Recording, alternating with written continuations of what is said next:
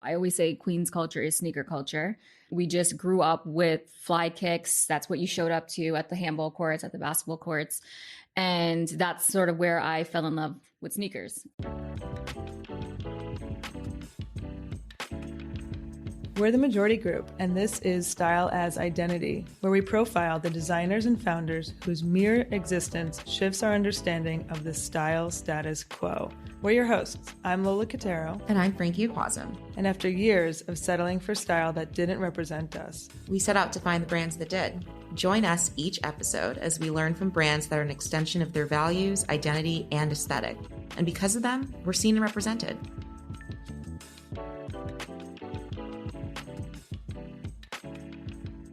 Are you a women's sneaker size 5 or 14.5? Lilith NYC's got you. This Queens-based footwear brand is made for women, femmes, and all underrepresented people in the sneaker world, aka everyone that wears sneakers. Lilith NYC is putting a spin on the sneaker industry, leading with size ranges that are inclusive, fresh designs, and have us feeling like we're floating. Today, we're with Sarah Sukumaran, founder of Lilith NYC, to reflect on gender in footwear, the future she is creating, and why her brand is rooted in the power of self-expression and our divine feminine energy. In Lilith's words, our shoes are on and our eyes are open. Now, you've got to see these shoes and the inspo that started it all. Let us text it to you. Text Lilith, that's Lilith, to us at 833-495-4773 to get the guide. Lola, should we do it? Let's get into it. Sarah, hi. Hello. Thank you for having me. Yeah, I mean, I would say welcome to the Majority, but it's kind of something you're born into and you're here. And thanks to you, you are what makes us major and the Majority Group. So we are honored and energized, Frankie. I would say energized. We're ready to have this chat. So thank you. Thank you. No, I'm excited to be here and excited to chat all things footwear. Well, let's get right into it. I feel like as Lola and I have been reading about Lilith and really getting inspired by what you do, Lilith NYC, for everyone, just to be clear, something that came up is going all the way back to your origin, which was to really solve this problem of sizing disparity in the sneaker industry specifically. And something that you were so taken aback by was the fact that what was available for women didn't really match what their actions were, which is that they kind of held a healthy chunk of purchasing power when it came to purchasing sneakers. And so, yeah, let's talk a little bit about that, like the difference between like what they're doing and how their needs like aren't necessarily being met in some aspects. Totally. I think I'll probably take a step back into time to kind of set the context, because I think where I am now in 2022 was really kind of brought upon just my experience as a woman consumer, or even just a girl consumer growing up in Queens. So I always say Queen's culture is sneaker culture. We just grew up with fly kicks. That's what you showed up to at the handball courts, at the basketball courts. And that's sort of where I fell in love with sneakers. I also like to say and set the context that, you know, growing up in the 90s, that's when the NBA was in its prime and you had a lot of athletes that people would follow. So irrespective of what franchise they belonged to or what city you were from, you kind of followed players. And with players came their shoes, right? That's kind of how I got into it. What shoe did you follow? Yeah. So I'm not athletic at all. I watched basketball, but did not play, but always felt the need to have the basketball silhouettes. So I had like at some point like Nike Airway Ups when I was a little older, like maybe 10. But when I was 8, I was in love with like the Up Tempos, which was Scottie Pippen's shoe, or like the Foam Posits, which is Penny Hardaway's shoe. I was not a Jordan fan, surprisingly. I know people are shocked by that, but I did not own any Jordans growing up. It wasn't until adulthood. So yeah, that's kind of where it started. And, you know, I think I had a bit of a growth spurt when I was 8 years old and my parents had to take me shopping. Like they would take me to Foot Locker, like back to school seasons where I can kind of get them to pay a premium for footwear. Don't I know it? Right.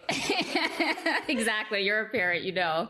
So that's when I can convince them to kind of, you know, get me a little something more expensive than usual. And that's when, you know, I found myself just naturally attracted to the men's section, because I kind of outgrew the children's or kind of the girls section. And then my only option was to kind of look at the women's styles or the men's. And then the women's styles I just was simply not attracted to and sort of just naturally gravitated to men's. And so I would say for the next 20 years or so, my experience has always been shopping in the men's section, partly because of sizing, but then probably as I got older and kind of had a sense of style, probably driven more by just the colorways and like noticing the type of materials being used. Like I love suedes and, I'm kind of a materials person, so I pay attention to that stuff. So that is how I kind of got frustrated and ended up in this world of footwear. And I can kind of go into that, but that's kind of the context into what inspired it. But fast forward, I launched this company in 2020. I was just fed up. Like at that point, I'm in my, mid 30s, and I found myself still shopping in the men's section, still unable to find, high heat footwear or like the stuff that drops on the sneakers app in my size, because I wear a women's 7, which is a men's 5.5. So you're simply going to be pushed into grade school sizing immediately. You don't really even have the option to shop. So, and I was like, this cannot be it. There's got to be a better way. I think my first thought, this was in 2015, was, the shopping experience is broken for women. And when you go onto a website, it's so curated for men. You have to go through, I was finding myself on multiple sites, multiple tabs open, trying to find a size, trying to find a colorway. And coming from an e-commerce background, I was like, this has to be fixed. There's got to be a better way just from a shopping experience. From an industry perspective, footwear has always been sold to men. It's been driven by male sport. So the experience, whether it's campaign ads, TV ads, even just how the website is curated, it's always been through the lens of male sport. And that's how they've sold footwear even to women. And we've just been so conditioned to take that for what it is. And that's been the experience. And I felt like working in e-commerce, knowing the data, knowing that women have a huge share of wallet, they buy for the household. I was like, why is this shopping experience? Why is this website not curated for my needs? Right. And I was, I work in analytics, so I know all the data that's, who's spending time on the sites. So that was 2015. Can I just say, I read this article, New York Times article, 2014. It's literally about, hey, women wearing sneakers, is this the next big trend? Sneakers were invented in 1895, and that's just a few years ago. And the article literally ended with, and I quote, "Savor the moment, but don't get too comfortable because trends come and go." So it's like, cool, you found these comfortable things. And it's just so weird to me to think that this shoe designed for comfort and casual wear is marketed or acknowledged as a trend for a whole gender. That's interesting. That's the news and the media saying that. And then you're on the analytics side saying, I'm also seeing that this is an underserved market and like not acknowledged as like a real person with a wallet and a need. Yeah. And I think in 2014, 2015 was, we saw from a workplace perspective, workplaces were just becoming more and more casual. Women didn't have to wear heels to the office. We were looking for a bit of comfort, startups kind of surging, even in New York, right? Not necessarily a tech hub, but people were becoming more and more comfortable with casual workwear. Athleisure was booming as well. And so that totally makes sense. But the fact that they made the assumption that it was a trend is comical, right? Because when it comes to women, that's typically the case. They think it's kind of built on that. But yeah, so that was 2015 for me. Tabled the idea. I thought I was going to build something from a tech perspective in the women's sneaker space because I was just simply so frustrated. But at the time, I was at a startup in the middle of an acquisition. And when I had done the research, simply didn't have the financial means to do it because you need a lot of overhead costs. If you carry a footwear inventory, you need to have a brick and mortar store if you want a wholesale account with some of these big brands. So completely tabled the idea and ended up getting acquired and working at a German tech company for another 3 years before Nike reached out with a role as director of product on their analytics and tech side. What a journey. What a journey. And so you go to Nike and you're like, this is it. I don't need to build a solution because I'm at the place. I can make some change. I know what's happening. So what happened? So I get to Nike and, I feel like this was an absolute dream gig for a girl from Queens who's sneaker obsessed. But honestly, the thought of working at a footwear company was never on my career path. I was so hyper-focused on my tech career. I was becoming more and more technical, learned coding, learned SQL, learned Python. And that was where I thought my career was headed. So when Nike reached out, I was like, okay, this is dope. I can combine my love of data, my love of sneakers, and do something there. And so the team I joined was actually a newly acquired team. Nike did a acquisition of a predictive analytics company. The platform can essentially predict future cash flow for Nike, which is super cool, especially since, you have this data set that you can work with to essentially better understand your consumers. And this was at the time where big footwear retailers were actually moving to what's called direct to consumer. and moving away from wholesale. So they were starting to like get rid of their mom and pop accounts, moving away from even like big shop retailers carrying their product because they wanted to learn how to sell to Sarah, how to sell to Lola or Frankie. And that meant understanding their data for once because they have been in the wholesale model for the last 40, 50 years. So got there. I'm a startup person. My whole career has been in startup. Found that just things moved a lot slower than I think I expected, but also just frustrated that despite the data, despite women's sneakerheads being so vocal about the fact that they don't have footwear for their needs, for their sizes and the colorways that they want, the industry was just so slow to react. And I think I was there for about 2 years before I realized, you know, if I want to see the change, if I want to be able to like build comfort into shoes and see that happen for myself, I need to do it on my own. And I believe I gave notice February 2020, which is a month before the pandemic. Great timing on my part. A lot of time for deep work. Yeah, a lot of it. Yeah. But so here you are, and you built a silhouette with 2 colorways. And what was from all the personal experience and the analytics, what were the challenges or the pain points that you put into solving with this shoe? I think there was a couple of things. I think from both the brand perspective and on the footwear side. So when I set out in March 2020, essentially, I had 2 of those kind of tracks in parallel working. So, you know, building out what would the footwear actually look like, addressing the things that I had mentioned earlier, which were, you know, the fact that we don't have a full size run when sneakers are dropped.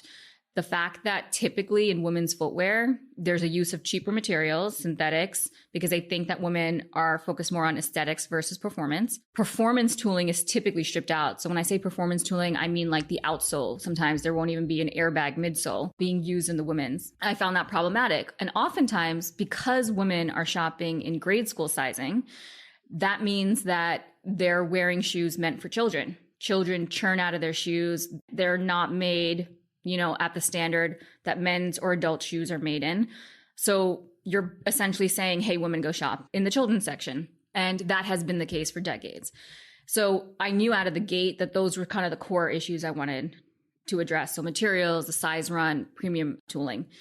On the brand side, I felt like historically all of the footwear brands have been rooted in male sport. Everything was rooted in very hyper masculine culture.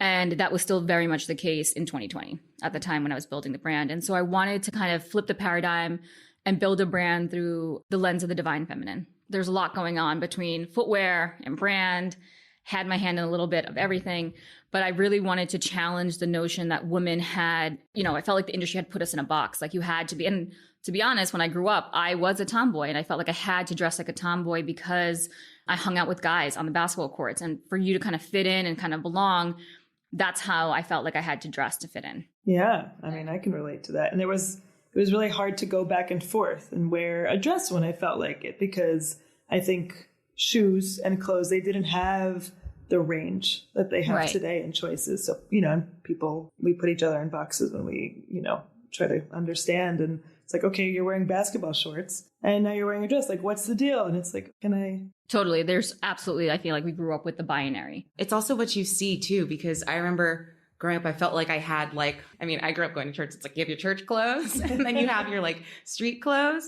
And I feel like whenever I put my kicks on, I was like, all right, the only thing that I see people, like if I see like people in marketing or ads, or even just like you said, male athletes wearing this, I see what they're wearing. So I would think of pairing it the same way. Exactly. Versus like when I see like women in my life I look up to, I see what they're wearing. So there's that I should be wearing, versus like in a lot of your marketing, you see people mixing all kinds of outfits with your shoes. So it kind of sets that new tone. Your photography is quite remarkable, I would say, just because it communicates so much. And so this means you shot that during lockdown or just after. What was that like?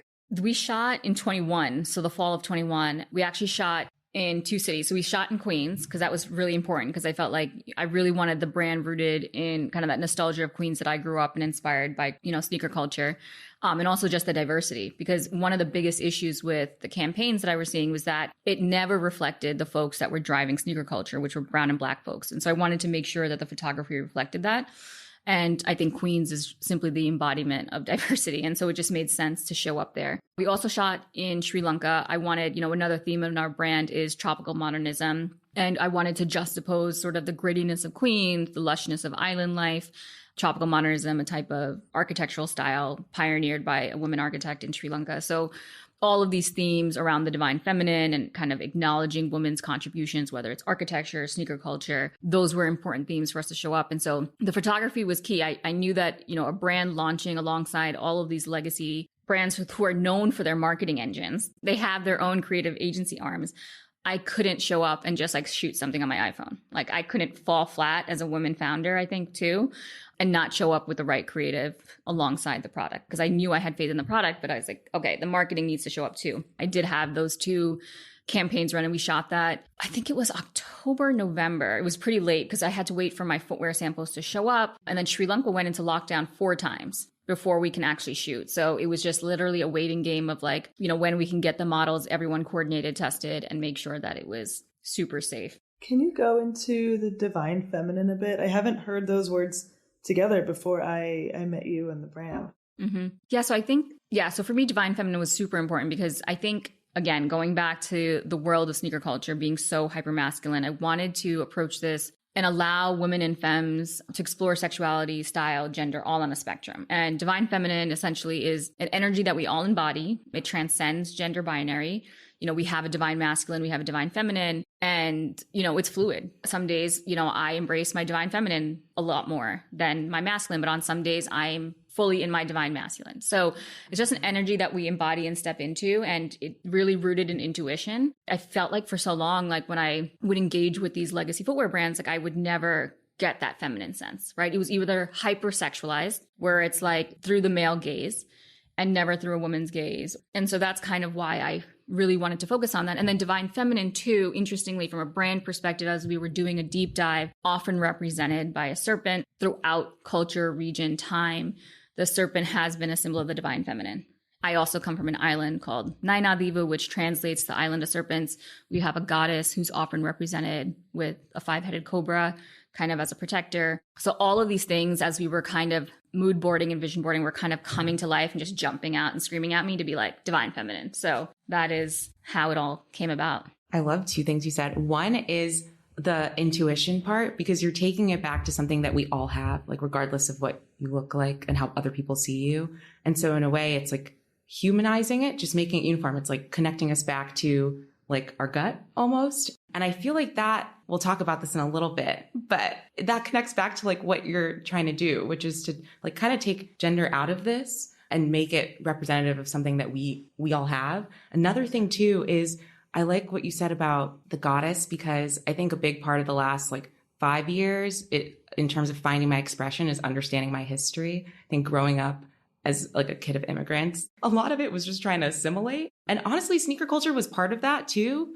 because it felt like my connection to like something that was so American, even though now that I know more, I know sneaker culture doesn't just exist in America. Right. It's like one shade of it, but it's like connecting it back to our roots. It's kind of like this, something that I've been trying to do more and more, just like figure out where, because it's a source of strength. And I think when you're making a sneaker for starting with, for women and femmes, you're making something that's a little more permanent versus what Lola was saying earlier of like trends. Like you're making something that's more permanent, like has like follows us along our life. And I think that's really cool. And I think, going back to your point about, divine feminine and gut, I was also going through like a gut health journey myself. Like, and I think that is so, rooted in intuition too. Just like your microbiome is honestly what manifests everything in our body. It's like our compass. It really is our compass. I guess I was going through that journey subconsciously, didn't even realize, but intuition and gut health was definitely a driving force in building the brand. And then to the point of like just, going back to your roots, 100%. I mean, like even just through the brand, I wanted it to be super rich in storytelling and not so, sneaker culture is sometimes, I feel, so rooted in US exceptionalism, right? And I think it's, often driven by these key cities that these brands have targeted, LA, New York, Chicago. But when you take a step back, yeah, 100%.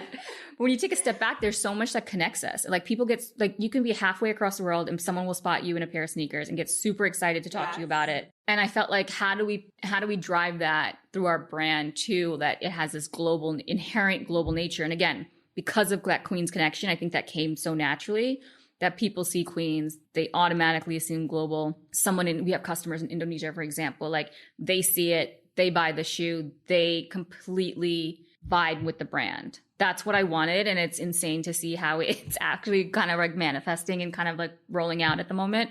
But 100%, I feel like going back to your roots was an interesting journey because I don't think I've ever took the time to explore that creative side. I've always been such like an analytics brain, and having to unlock the creative side has been interesting. It's filled with so much meaning, like everything.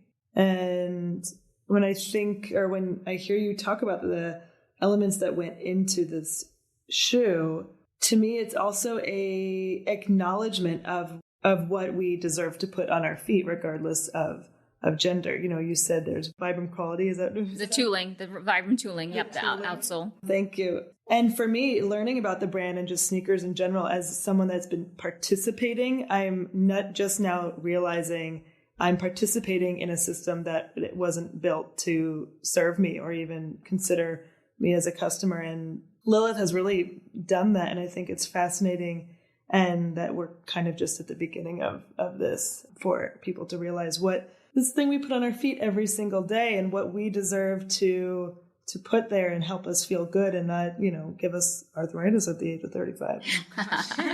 On my way. 100%. No, I feel that. No, I completely agree. I think, so long, we talked about this before, but I always say women are asked to compromise. Then you kind of countered with, well, we don't even know that we're compromising, because that's kind of what we've been sold for all these decades. Conditioned to kind of think that, women only pay attention to aesthetics and it's not performance. They don't care about comfort. But anytime I talk to women, the first thing that comes out of their mouth is, I need a comfortable pair of sneakers that I can stand in all day. And why can't we have comfort and style? Exactly. Yeah. Right. So yeah, Lilith is trying to meet that need, trying to build performance into lifestyle shoes so that you can transition day into evening. That's the goal. And we all currently have a pair on right now. Yes. And they feel like clouds. Yeah. Feels like I was born in them, I would say. I could go to sleep in them. Just like get right in the bed and be like, did I take my shoes off? Someone tagged me recently and said they feel like mattresses for my feet. And I love that. I was like, yes. Do I see a mattress brand collaboration in your feet? I think so, right? Is 1-800-mattress still available? Something you said too about people who, like, your consumers who vibe with the brand, takes us back to something that we were talking about too, around like the whole aspect of sneaker culture and the hype. And when you say like vibe with the brand, vibe with the storytelling, it signals like inclusion to me, which, a lot for me as someone who like loves sneakers, it does feel like part of the hype of sneaker culture is the exclusivity, is the fact that things are limited. There's a bit of scarcity. You kind of have to like be in the know. So like, how do you think about those two different aspects? Gosh, yeah, no, those are definitely top of mind. I think personally, the hype culture is part of what's so problematic with sneaker culture today, is that you have this booming resale market where everyday folks can't even just get a pair of shoes that they want, because it's so driven by bots buying them up on the website, people just copying them to then, turn that, like basically flip them on the resale market. And no one's actually holding on and enjoying the shoes and putting them on their feet. And I always tell my customers, like, wear your shoes. Like, this is not a company where I want you to kind of put this in a box and put it up on the, like, no. Okay, if you want to buy a second pair and do that, but like, I want you to experience the shoe, because so much thought went into it. Why would I want you to just put this up on your mantle? But yeah, I think the hype culture for me, still trying to explore, like, how do we maintain this level of exclusivity where people want to cop a pair, but also make them recognize that this is not necessarily a brand driven by hype culture, that you can still be part of sneaker culture and part of Lilith's community and not have to be on your phone at 10 a.m., to catch that W like so many folks do today, right? And I'm guilty of that too. Like, Four computers open. No judgment. I used to like be in the train and like hope for a Wi-Fi hotspot, and I would always like play this, like, it's kind of a thrill, right? Like, am I gonna get it this morning or not? And usually more often than not get it. But yeah, so I think for me, it's just still, it's constantly evolving. Like, I think also women are not necessarily so driven by that, by kind of like this notion of being gamified and having to like cop a drop as soon as it, hits. I think it's a little different. And I think, we've sort of, again, everything has been built around male culture and how male interact with products and brands. So I'm trying to figure out what is the best way for women and femmes and underrepresented folks. Like, how is it that they want to interact with us? Is it through limited drops? Is it through just having available shoes? Right now, like I have a size run that's from 5 to 14 and a half, and that's on the site. You don't need to go and rush to get it. It's fully available. So I think we're kind of trying to change the dynamics of hype culture to make it more inclusive. Like, you don't need to be on an app where it drops necessarily. So I think that's an evolving. I love the friction there because, you know, hype kind of talks, it like hype and scarcity go hand in hand, and making it inclusive at the same time. I mean, I think it's totally possible. People that are new and with fresh perspectives like Lilith NYC are the right people to explore that. And I can't wait to see, you know, what happens. I think it's interesting because the physical drops, back to your point, like they were more or less like in New York City or in like areas that it wasn't accessible for other people to go to them no matter how bad they wanted to participate. And now it's moved online. It's accessible to more people geographically, but because of bots and everything, then it's still not. And so I think there's just some cool experimentation there, and I'll be there, 2 a.m., whether it's on my phone or around the corner. But no, I think it's fascinating. And I'm also totally intrigued of when it's not just for one gender, what does that look like? Is it because does the current system kind of actually work for everybody, but we've been excluded from it? I mean, I was on StockX, and there are 10,000 shoes in women's styles available, and there's 170,000 for men. Which is just like, what? It's just like, yeah. So it's like, does it not work for us, or does it is it the system or the offering? Right. Is it a function of not having the styles available so you can't flip it, or is it just we're not engaging in that process? Right. And I mean, I'm a huge consumer of StockX. I think it's more indicative of the problems in the system than necessarily all of these people representing them. Although, they could make some changes, but I don't even think half the time, unless I'm trying to get the Melody Asani shoe, I'm not like, oh, let me see what the women's offerings are. I'm like, no, like I'm going to go to the... You know exactly what you want when you I know exactly what I want. And that feeds the problem too, because for people looking at the data, they're like, oh, it's fine. Right. Like, it looks like it's everyone's fine. buying the men's shoes. Yeah. Like, but it's like, well, yeah, because we're conditioned. We've been here, we've done this. Exactly. Yeah. I think too, just looking at early sales data on my side, like I think when I set out to start the brand, I was so focused on the women's sneakerhead. But this other consumer profile who I knew existed, but I wasn't quite paying attention to, was like the women luxury or DTC consumer has emerged. And I think with her or them, they are not necessarily interested in sneaker culture. They just want to support a women-founded brand. They want, like I mentioned earlier, that performance built into like a luxury, elegant, well-designed shoe. Who would say no to that? And to me, that's a much as we know, that is a much broader market than sneakerheads. That's kind of why I'm not so centered on that hype culture, that need for drop, because I know that there is a much broader market out there that, as long as that shoe's available on the website and you have different colorways and maybe new styles, they're going to purchase, right? It's not necessarily driven by hype culture. And that is a much broader market, and that is a global market. Damn. It's pretty big. Yeah. Just looking forward and maybe doing a little back and forth of like looking back to look forward, if that makes sense. Yeah, a little double dutch. Like something you mentioned is like, we've talked a lot about sneaker production, availability, marketing, representation being so sedimented in male culture and sports, male sports specifically. And, something that I keep thinking about is like the fact that growing up and now there haven't been that many like signature shoes for women and women athletes the same way there have been for men. And in like looking at this, I was like, what is the main difference? Like, you see more and more, you see like sponsorships are fine. Like, I'm not saying we're perfect. We're definitely not. But, I'll see a sponsorship or a feature with like an athlete who's a woman. But I think the difference is that since like you mentioned this, Sarah, like the Cheryl swoops, like the air swoops, like back in like the 90s, which I think was like peak viewership for WNBA games. 100%. Yeah. Like since then, we haven't had like as much of a signature shoe. Like we haven't had this, like this person's name is on it, like, and thinking about the future and us when we were younger growing up, like it's really important to see people like look like you doing things that you want to do. And I feel like there's this like mismatch between like this idea of like having our name on something or even like our initials on something. 100%. Yeah. So like the Cheryl swoops, to your point, I must have been around 8 or 10 years old when that shoe dropped, right? And when WNBA was kind of at their height and playing the games. I'm now 35. The fact that there hasn't been a shoe a signature shoe for a woman athlete is insane to me. You know, we've had this conversation before, but like, I will say the industry has moved towards doing a lot of collaborations with women designers. Like you mentioned Melody Asani earlier, Aleli May, which is dope. Like these are people who have driven sneaker culture.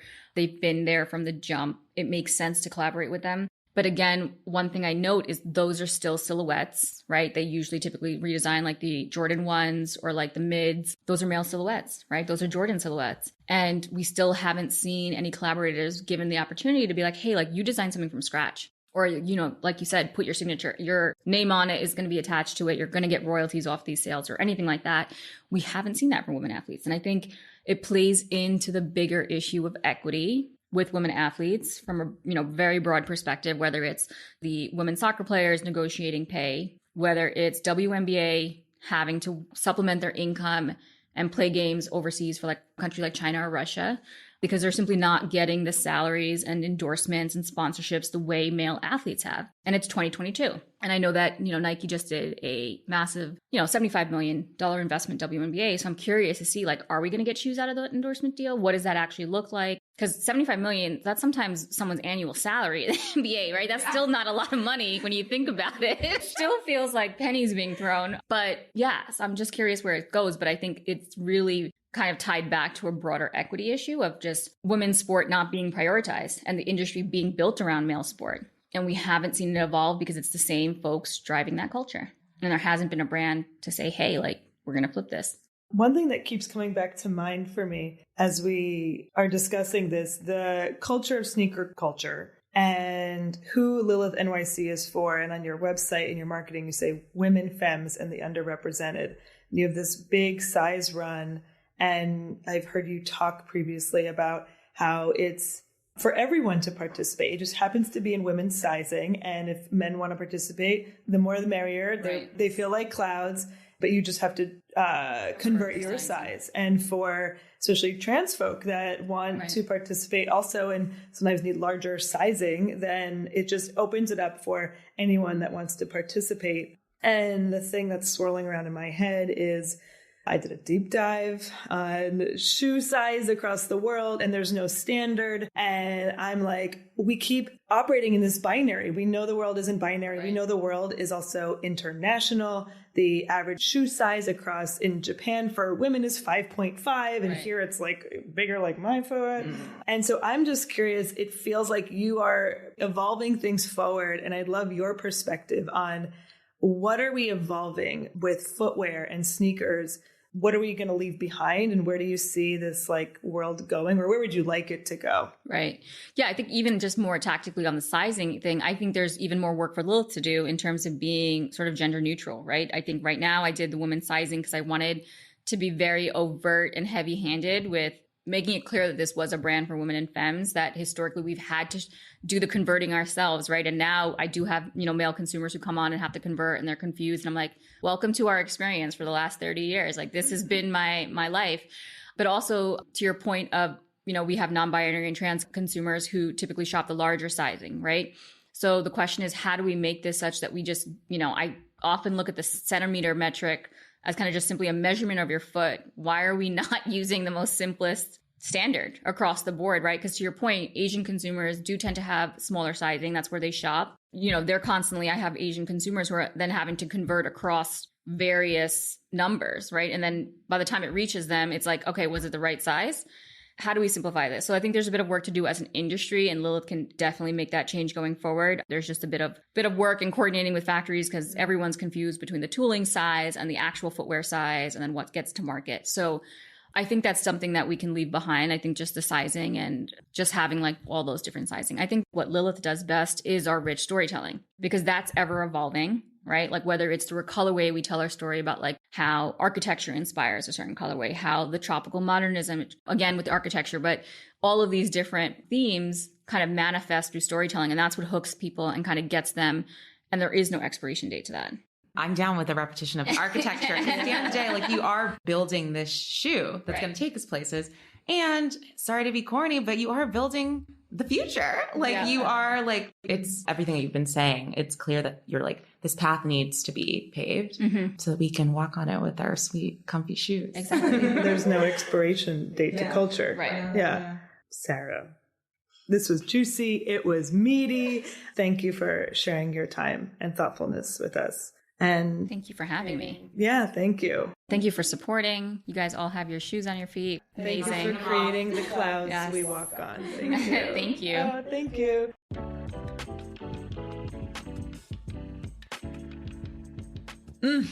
Lilith NYC. You have opened our eyes and raised our sneaker standards. Thank you. Join our Feet in the Clouds, head to lilith.nyc and get yours. Next up, we talk with one of our OG buds, Stony Michelle Love, founder of Stuzo. Now, I don't know what you were doing in 2008, but Stony was busy doing the work to build what has become Stuzo Clothing, one of the first gender-free brands and one that helped pave the way to normalize what it looks like to serve our gender spectrum through apparel. See you next time.